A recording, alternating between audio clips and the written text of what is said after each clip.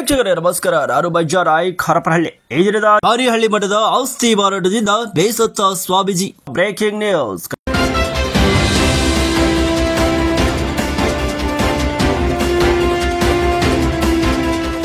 ಅಷ್ಟಕ್ಕೂ ಒಂದು ಆಗಸ್ಟ್ 15ರ ಮಾರಿಹಳ್ಳಿ ಮಠದಲ್ಲಿ ನ್ಯೂಸ್ ವಿಜಯನಾಡು ಸುದ್ದಿವಾಹಿನಿ ಉದ್ಘಾಟನೆ ಕಾರ್ಯಕ್ರಮ ಹಮ್ಮಿಕೊಳ್ಳಲಾಗಿತ್ತು. ಆ ಒಂದು ಕಾರ್ಯಕ್ರಮದಲ್ಲಿ ಶೇಖರ್ ನಾಯಕ್ ಅವರ ಭೂಮಿಯನ್ನು ಖರೀದಿ ಮಾಡಿದ ವಿಚಾರವನ್ನ ಸ್ವಾಮೀಜಿಗಳೇ ಪ್ರಸ್ತಾಪ ಮಾಡಿದ್ದಾರೆ ನೋಡಿ. ಮಾರಿಹಳ್ಳಿ ಮಠದ ಔಷಧಿ ಮಾರಾಟದಿಂದ ಬೇಸತ್ತ ಸ್ವಾಮೀಜಿ. ಮಾರಿಹಳ್ಳಿ ಮಠದ ಔಷಧಿ ಮಾರಾಟ ಪ್ಲಾನ್ ಹೇಗಿತ್ತು ಗೊತ್ತಾ? ಸ್ವಾಮೀಜಿ ಮಾನಸಿಕ ಅಸ್ವಸ್ಥತೆ ದುರ್ಬಳಕೆಯಿಂದ ಔಷಧಿ ಬಳಸಿಕೊಂಡವರು ಯಾರು? ಮಾರಿಹಳ್ಳಿ ಪುರವರ್ಗ ಮಠದ ಸಂಪತ್ತು ಸಂಪೂರ್ಣ ಮಾಯ. ಇದೀಗ ಮಠದ 23 ಎಕರೆ ಆಸ್ತಿ ಬಿಡ್ತಿಯೋ ಇಲ್ವೋ? ಇದೇ ಹೊತ್ತಿನ ವಿಶೇಷ ಕವರ್ ಸ್ಟೋರಿ. ನಾನು ಮಂಜಾರಾಯ್, ನ್ಯೂಸ್ ವಿಜಯನಾಡು. ಹೌದು, ಹೂವಿನಹಡಗಲಿ ತಾಲೂಕಿನ ಹಿರೇಹಡಗಲಿ ಪಕ್ಕದಲ್ಲಿರುವ ಮಾರಿಹಳ್ಳಿ ಮಠದ ಒಂದು ಕಾಲದಲ್ಲಿ ಮಾರಿಹಳ್ಳಿ ಪುರವರ್ಗ ಮಠ ಅನ್ನದೇ ತನ್ನದೇ ಆದ ಒಂದು ಸಮಾಜ ಸೇವೆ ಹಾಗೂ ಧರ್ಮ ಪ್ರಚಾರಕ್ಕೆ ಅಂತ ಹೆಸರುವಾಸಿಯಾಗಿತ್ತು. ಆದ್ರೆ ಇತ್ತೀಚೆಗೆ ಅದ್ಯಾಕೋ ಮಠದ ಕಳೆ ಕಬರಿ ಹೋಗುತ್ತಾ ಇದೆ. ಏನು, ಅದಕ್ಕೂ ಮುನ್ನವೇ ಮಾರಿಹಳ್ಳಿ ಮಠದ ಆಸ್ತಿ ಏನಾಗಿದೆ ಅಂತ ಕೇಳಿದ್ರೆ ನೀವು ನಿಜಕ್ಕೂ ಹೌಹಾರ್ತೀರಾ. ಆಸ್ತಿ ಅಲ್ಲ, ಮಠದಲ್ಲಿನ ಸಂಪತ್ತು ಸಮೇತ ಇದೀಗ ಖಾಲಿಯಾಗಿ ಬಣಗುಡುತ್ತಿದೆ. ಈ ಮಠದ ಡಾಕ್ಟರ್ ಬಳಿಯೋಗೇಶ್ವರ ಶಿವಾಚಾರ್ಯ ಸ್ವಾಮೀಜಿಗಳು ಇಡೀ ರಾಜ್ಯದಲ್ಲೇ ಸಾಕಷ್ಟು ಹೆಸರು ಮಾಡಿದ್ರು. ಇವರ ಮಠಕ್ಕೆ ರಾಜ್ಯರ ಕಾಲದಲ್ಲೂ ಕೂಡ ಸಹಾನುಭೂತಿ ಇದೆ. ಕಳೆದ 2-3 ದಶಕಗಳ ಸೇವೆ ಗುರುತಿಸಿ ಇತ್ತೀಚೆಗೆ ಶ್ರೀಗಳ ಸಾಮಾಜಿಕ ಮತ್ತು ಧಾರ್ಮಿಕ ಹಾಗೂ ಸಾಹಿತ್ಯ ಸೇವೆಯನ್ನ ಗುರುತಿಸಿ ತಮಿಳುನಾಡಿನ inter national global piece university ಗೌರವ ಡಾಕ್ಟರೇಟ್ ಪದವಿ ನೀಡಿ ಗೌರವಿಸಿದೆ. ಇವೆಲ್ಲವೂ ಮಠಕ್ಕೆ ಒಂದು ರೀತಿಯಲ್ಲಿ ಸಂದ ಜಯ ಅಂತ ಹೇಳಿದ್ರೆ ತಪ್ಪಾಗ್ಲಾದ್ರು. ಇನ್ನು ಮತ್ತೊಂದೆಡೆ ಇದ್ದಕ್ಕಿದ್ದಂತೆ ಶ್ರೀಗಳಿಗೆ ಕಳೆದ 6-7 ವರ್ಷಗಳ ಹಿಂದೆ ಮಾನಸಿಕ ಖಿನ್ನತೆಗೆ ಅವಲಂಬನೆ ಆಗಿದ್ರು. ಈ ಹಿನ್ನೆಲೆಯಲ್ಲಿ ಕೂಡ ಅವರನ್ನ ಎಷ್ಟೋ ಭಕ್ತರು ದುರುಪಯೋಗವನ್ನ ಪಡೆದುಕೊಂಡು ಇದೀಗ ಅದೇ ಮಾನಸಿಕ ಖಿನ್ನತೆ ಈಗ ಮಠಕ್ಕೆ ದುರಂತ ತಂದಿಟ್ಟಿದೆ ನೋಡಿ. ಹೌದಾ, ಮಠದ ಹೆಸರಿನಲ್ಲಿದ್ದ ಆಸ್ತಿಯಲ್ಲಿನ ಚನ್ನಹಳ್ಳಿ ತಾಂಡದ ಹತ್ತಿರದ 23 ಎಕರೆ ಭೂಮಿಯನ್ನ ಶ್ರೀಗಳು ಇದೀಗ ಅಕ್ರಮವಾಗಿ ಒಬ್ಬರೇ ಚನ್ನಹಳ್ಳಿ ತಾಂಡದ ಮಾಜಿ ತಾಲೂಕು ಪಂಚಾಯಿತಿ ಸದಸ್ಯರಾದ ಶೇಖರ್ ನಾಯಕ್ ಅವರಿಗೆ ಮಾರಾಟ ಮಾಡಿದ್ದಾರೆಂದು ತಿಳಿದು ಬಂದಿದೆ. ಇದನ್ನು ಅರಿತ ಹಲವರು ಕೂಡ ಇದೀಗ ಮಠಾಧೀಶರು, ರಾಜಕೀಯ ನಾಯಕರು, ಭಕ್ತ ಸಮೂಹದವರು ಕೂಡ ಮತ್ತು ಪತ್ರಕರ್ತರು ಹಾಗೂ ಹೋರಾಟಗಾರರು ಏನು ಸ್ಥಳೀಯರು ಕೂಡ ಇದೀಗ ಮಾರಾಟ ಮಾಡಿದ ಭೂಮಿಯನ್ನ ಮಠಕ್ಕೆ ಮರುಕಳಿಸಬೇಕೆಂದು ಮಠದ ಶ್ರೀಗಳಾದ ಮಳಿಯೋಗೇಶ್ವರ ಶಿವಾಚಾರ್ಯ ಸ್ವಾಮೀಜಿಗಳಿಗೆ ಒತ್ತಾಯ ಮಾಡುತ್ತಲೇ ಇದ್ದಾರೆ. ಇತ್ತೀಚೆಗೆ ಶ್ರೀಗಳು ಮಾನಸಿಕ ಖಿನ್ನತೆಯಿಂದ ಹೊರಬಂದ ನಂತರ ಶ್ರೀಗಳ ತಾನು ಮಾಡಿದ ತಪ್ಪು ಒಪ್ಪಿಕೊಂಡಿದ್ದಾರೆ.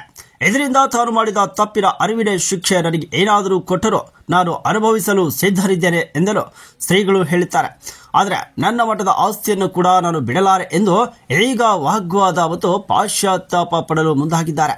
ಇನ್ನು ಶ್ರೀಗಳಿಗೆ ಇದೊಂದು ಭೂಮಿ ಮಾರಾಟ ಮಾಡಿದ್ದು ಕಂಟಕವಾಗಿದೆ. ಮಠಕ್ಕೆ ಬಂದ ಭಕ್ತರು ಯಾರೇ ಭೂಮಿ ವಿಚಾರ ಪ್ರಶ್ನೆ ಮಾಡಿದರೆ ಸಾಕು, ಇಲ್ಲಿ ಮಾನಸಿಕತೆಯಿಂದ ಪರಿಪೂರ್ಣತೆ ಇನ್ನು ಶ್ರೀಗಳ ಆಗಿಲ್ಲ ಎಂಬಂತೆ ಇನ್ನು ಅದೇ ವರ್ತನೆ ಮಾಡುತ್ತಿದ್ದಾರೆ. ಇನ್ನು ನಾನು ಏನಾದರೂ ಆತ್ಮಹತ್ಯೆ ಮಾಡಿಕೊಂಡರೆ ಅದೇ ಶೇಖರ್ ನಾಯಕ್ ಹೆಸರಿಗೆ ಆತ್ಮಹತ್ಯೆ ಮಾಡಿಕೊಳ್ಳುತ್ತೇನೆ, ಇಲ್ಲ ಅಂದ್ರೆ ನನ್ನ ಭೂಮಿ ನನಗೆ ಬಿಟ್ಟು ಕೊಡಬೇಕೆಂದು ಸಿಕ್ಕವರಿಗೆಲ್ಲ ವಿಡಿಯೋ ಮಾಡಿಸಲು ಶ್ರೀಗಳು ಇದೀಗ ಮುಂದೆ ಮಾಡಿದ್ದಾರೆ. ಇನ್ನು ಇತ್ತೀಚೆಗೆ ಮಠದಲ್ಲೊಂದು ಕಾರ್ಯಕ್ರಮ ಆಯೋಜನೆ ಕೂಡ ಮಾಡಲಾಗಿತ್ತು. ಈ ಕಾರ್ಯಕ್ರಮದಲ್ಲಿ ಶ್ರೀಗಳು ಭೂಮಿ ಖರೀದಿ ಮಾಡಿದ ಶೇಖರ್ ನಾಯಕ್ ವಿರುದ್ಧ ಹರಿಹಾಯುವಂತೆ ಮಾತನಾಡಿದ್ದಾರೆ. ಇನ್ನು ನನ್ನ ಭೂಮಿ ನನಗೆ ಬಿಟ್ಟು ಕೊಡದಿದ್ರೆ ಅವರ ಮನೆ ಬಾಗಿಲಲ್ಲೇ ನಿರಾಹಾರ ಮತ್ತು ಊಟವನ್ನ ತ್ಯಾಜಿಸಿ ಮಣ್ಣನ್ನ ತೂರಿ ಹೋರಾಟ ಮಾಡುತ್ತೇನೆ ಎಂದು ಇನ್ನು ಶ್ರೀಗಳು ಕೂಡ ಎಚ್ಚರಿಕೆ ನೀಡಿದ್ದಾರೆ. ಒಟ್ನಲ್ಲಿ ಮಠದ ಆಸ್ತಿ ಅಂದ್ರೆ ಅದು ಸಾರ್ವಜನಿಕರ ಆಸ್ತಿಯೂ ಕೂಡ. ಇದರಂತೆ ಕೂಡ ಮಠದ ಕಮಿಟಿ ಇದ್ರೂ ಕೂಡ ಇಲ್ಲದಂತೆ ತೋರಿಸಿಕೊಂಡವರಿಗೆ ಮುಂದಿನ ದಿನಗಳಲ್ಲಿ ಏನಾಗುತ್ತೋ ಅದನ್ನ ಕಾದು ನೋಡಬೇಕಾಗಿದೆ. ನಿರಂತರ ಸುದ್ದಿಗಾಗಿ ನೋಡ್ತಾ ಇರಿ ನ್ಯೂಸ್ ವಿಜಯನಾಡು. ಇನ್ನು ಭೂಮಿಯನ್ನ ಖರೀದಿಸಿಕೊಂಡ ಶೇಖರ್ ನಾಯಕ್ ಇದೀಗ ನಾನು ಮಠದ ಆಸ್ತಿಯನ್ನ ಮತ್ತೆ 2-3 ವರ್ಷಗಳ ನಂತರ ಬಿಟ್ಟುಕೊಡುತ್ತೇನೆ ಎಂದು ಮಾತು ಕೊಟ್ಟಿದ್ದಾನೆ. ಅದರಂತೆ ಮಾತು ತಪ್ಪದೆ ಶೇಖರ್ ನಾಯಕ್ ನನಗೆ ಮತ್ತೆ ನನ್ನ ಭೂಮಿಯನ್ನು ನನಗೆ ವಾಪಸ್ ಕೊಡಬೇಕಾಗುತ್ತದೆ. ಉಳಿದ ಅವರ ಕೊಟ್ಟಂತಹ ಹಣವನ್ನ ನಾನು ವಾಪಸ್ ಕೊಡುತ್ತೇನೆ. ಮಠಕ್ಕೆ ಒಂದು ರೀತಿಯಲ್ಲಿ ಸಂಕಷ್ಟ ಎದುರಾಗಿತ್ತು. ಆ ಒಂದು ಸಂಕಷ್ಟದ ಹಿನ್ನೆಲೆಯಲ್ಲಿ ನಾನು ಮಠದ ಆಸ್ತಿಯನ್ನ ಮಾರುವಂತಹ ಪರಿಸ್ಥಿತಿ ಎದುರಾಗಿತ್ತು. ಇನ್ನು ಆ ಒಂದು ವೇಳೆಯಲ್ಲಿ ನಾನು ಮಾನಸಿಕ ಅಸ್ವಸ್ಥನಾಗಿದ್ದೆ. ನಾನು ಏನು ಮಾಡಿದ್ದೇನೆ ಎಂಬುದನ್ನು ನನಗೆ ಇನ್ನೂ ಕೂಡ ಅರಿವಿಲ್ಲ. ಇದೀಗ ಅರಿವಾದ ಹಿನ್ನೆಲೆಯಲ್ಲಿ ಈಗ ಮಠದ ಭಕ್ತರು ನನ್ನನ್ನ ಇದೀಗ ಪ್ರಶ್ನೆ ಮಾಡಲು ಮುಂದಾಗಿದ್ದಾರೆ. ಮಠದ ಭಕ್ತರಿಗೆ ಹೆಸರಿಗೆ ನಾನು ಯಾವುದೇ ರೀತಿಯಲ್ಲಿ ಉತ್ತರ ಕೊಡುವಂತಿಲ್ಲ. ಹಾಗಾಗಿ ನನಗೆ ಶೇಖರ್ ನಾಯ್ಕ್ ಇದೀಗ ಆಸ್ತಿಯನ್ನ ತನ್ನ ಹೆಸರಿಗೆ ಮಾಡಿಸಿಕೊಂಡ ಆಸ್ತಿಯನ್ನ ಸಂಪೂರ್ಣವಾಗಿ ಇದೀಗ ಮಠಕ್ಕೆ ಮತ್ತೆ ವಾಪಸ್ಸನ್ನ ಬಿಟ್ಟು ಕೊಟ್ಟರೆ ಸರಿ, ಇಲ್ಲದಿದ್ರೆ ಕಾನೂನಾತ್ಮಕವಾಗಿ ನಾನು ಹೋರಾಟ ಮಾಡಬೇಕಾಗುತ್ತದೆ ಎಂದು ಮಾನಿಹಳ್ಳಿ ಶ್ರೀಗಳು ಎಚ್ಚರಿಕೆ ನೀಡಿದ್ದಾರೆ. ಮಠ ಮತ್ತು ಆಸ್ತಿ ಸರ್ವರ ಸ್ವತ್ತು ಕೂಡ. ಹಾಗಾಗಿ ಇದೀಗ ಪಬ್ಲಿಕ್ಸ್ ಸಾರ್ವಜನಿಕರು ಸಂಪೂರ್ಣವಾಗಿ ನನ್ನನ್ನು ಟಾರ್ಚರ್ ಕೊಡಲು ಮುಂದಾಗಿದ್ದಾರೆ. ಇದೀಗ ಶೇಖರ್ ನಾಯ್ಕ್ ಯಾವುದೇ ತಕರಾರಿಲ್ಲದೆ ನನ್ನ ಮಠದ ಆಸ್ತಿಯನ್ನ ನನ್ನ ಹೆಸರಿಗೆ ಮಾಡಿಸಿಕೊಳ್ಳಲೇಬೇಕು, ಇಲ್ಲದಿದ್ದರೆ ನನ್ನ ಮುಂದಿನ ಹೋರಾಟ ನಿರಂತರವಾಗಿರುತ್ತದೆ ಎಂದು ಸ್ವಾಮೀಜಿಗಳು ಶೇಖರ್ ನಾಯ್ಕ್ ಅವರಿಗೆ ಎಚ್ಚರಿಕೆಯ ಗಂಟೆ ಹೇಳಿದ್ದಾರೆ.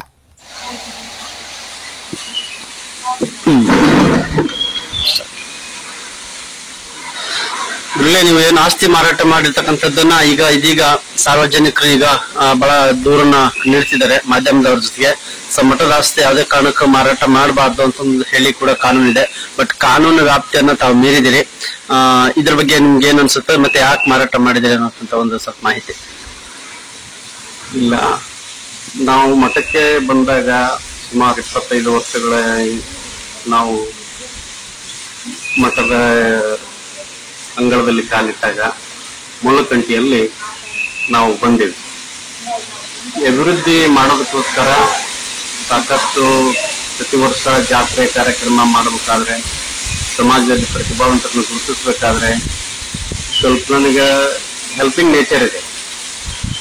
ಕಷ್ಟದಲ್ಲಿರೋರಿಗೆ ಸಹಾಯ ಮಾಡ್ತಕ್ಕಂಥದ್ದು ಹಿಂಗೆಲ್ಲ ಮಾಡ್ತಾ ಬಂದಿರಿಂದ ಸ್ವಲ್ಪ ಋಣಬಾಧೆ ಆಯಿತು. ಹಿಂಗಾಗಿ ನಾವು ಶೇಖರ್ ನಾಯ್ಕರವ್ರಿಗೆ ಸ್ವಲ್ಪ ಹೊರಗೆ ಕೊಟ್ಟಿವು. ಭೂಮಿ ಅದು ಸರಿ ಇಲ್ಲ.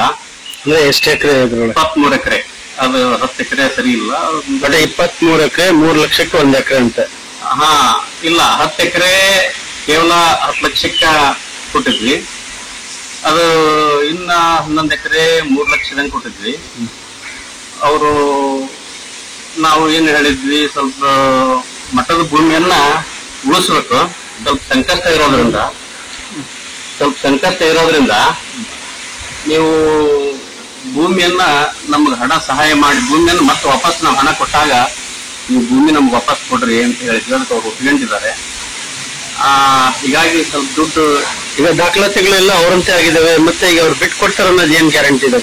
ಗ್ಯಾರಂಟಿ ಇದೆ ನಮ್ಗೆ. ಈಗ ಆಲ್ರೆಡಿ ಒಂದಿಷ್ಟು ದುಡ್ಡು ವಾಪಸ್ ಕೊಟ್ಟಿವಿ, ಅವ್ರಿಗೆ ಕೊಡ್ತೀವಿ ಅಂತ ಹೇಳ್ಯಾರ.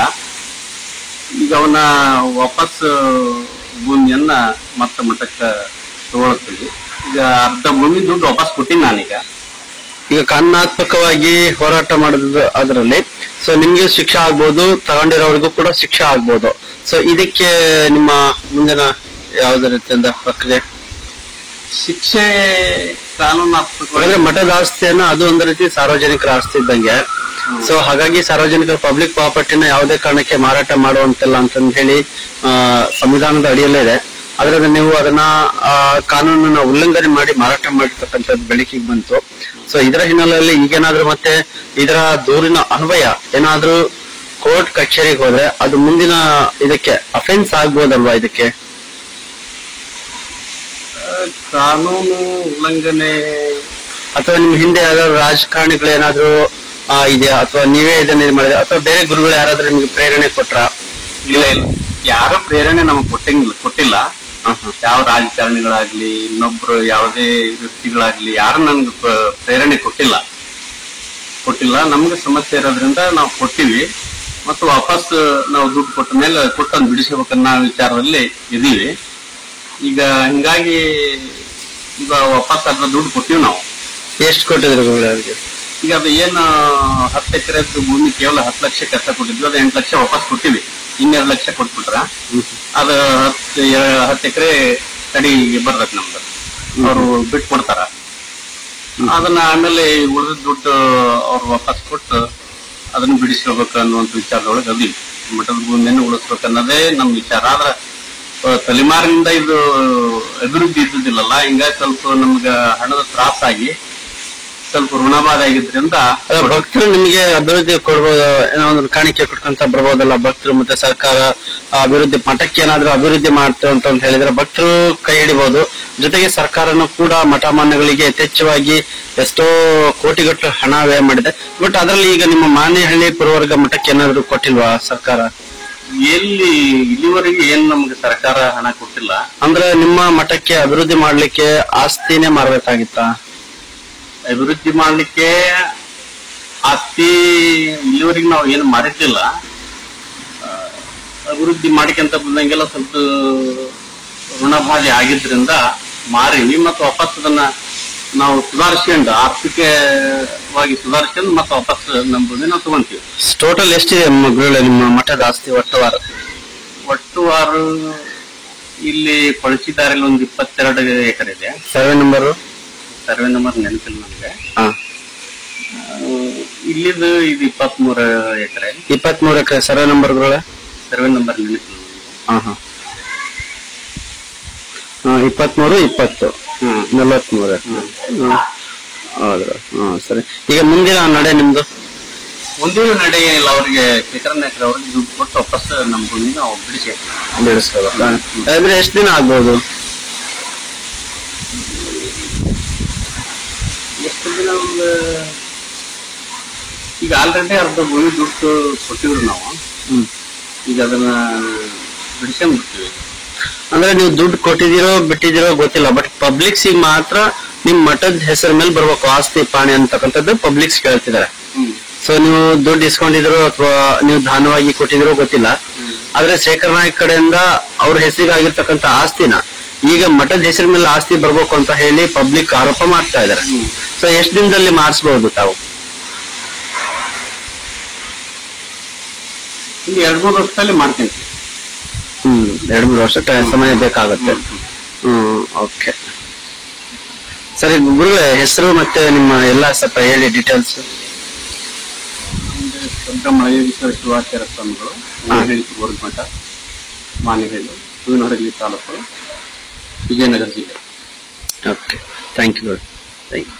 ವೀಕ್ಷಕರೇ ನಮಸ್ಕಾರ, ನಾನು ಮಂಜಾ ನಾಯ್ಕ್, ಹರಪನಹಳ್ಳಿ. ಈ ದಿನದ